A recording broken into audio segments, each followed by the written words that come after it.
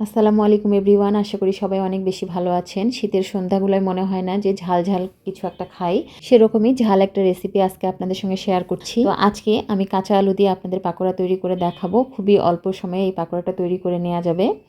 তো এখানে আমি 3টা মাঝারি সাইজের আলু গ্রেটারের সাহায্যে গ্রেট করে নিচ্ছি। আপনারা চাইলে আলুটা বটি দিয়েও কেটে নিতে পারেন।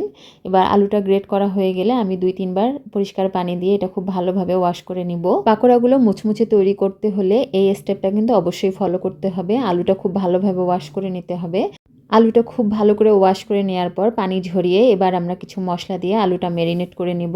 শুরুতে আলুর পাকোড়ার বাইন্ডিংসের জন্য এখানে আমি চালের আটা 1/3 কাপ দিয়েছি। এটা কিন্তু পাকোড়াটাকে মুচমুচেও তৈরি করবে। এরপর এখানে 1 টেবিল চামচ ময়দা দিয়েছি, আর একটা বড় পেঁয়াজ কুচি করে নিয়ে দিয়েছি, আর 2টা কাঁচামরিচ কুচি দিয়েছি। ঝালটা আপনাদের পছন্দ মতো চাইলে বাড়িয়ে কমিয়ে নিতে পারেন। এরপর এখানে কিছু গুঁড়া মশলা দিয়েছি, হলুদের গুঁড়া, মরিচের গুঁড়া, জিরার গুঁড়া আর গরম মশলার গুঁড়া 1/4 চামচ করে দিয়েছি। লবণ দিয়েছি 1/2 চামচ, আর দিয়েছি আদা রসুনের পেস্ট এখানে 1/2 চামচ, আর এখানে দিয়েছি মৌরি আর কালো জিরা 1/2 চামচ করে।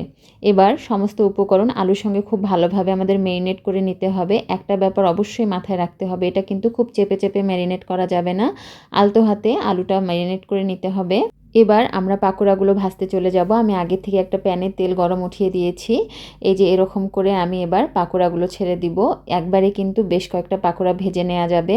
তো এখানে আমি প্রথমেই 5 থেকে 7টা পাকোড়া ভেজে তুলে নিয়েছি।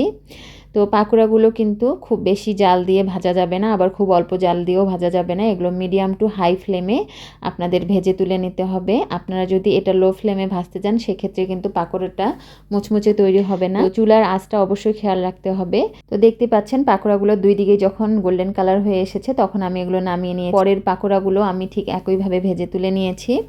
তো আশা করছি আজকের রেসিপিও আপনাদের কাছে খুব সহজ লেগেছে। একবার হলেও রেসিপিটি ট্রাই করে দেখবেন, আর রেসিপি যদি ভালো লেগে থাকে দয়া করে আমার চ্যানেলটি সাবস্ক্রাইব করে দিবেন, আর আশা করব ভিডিওতে লাইক কমেন্ট করে দিবেন।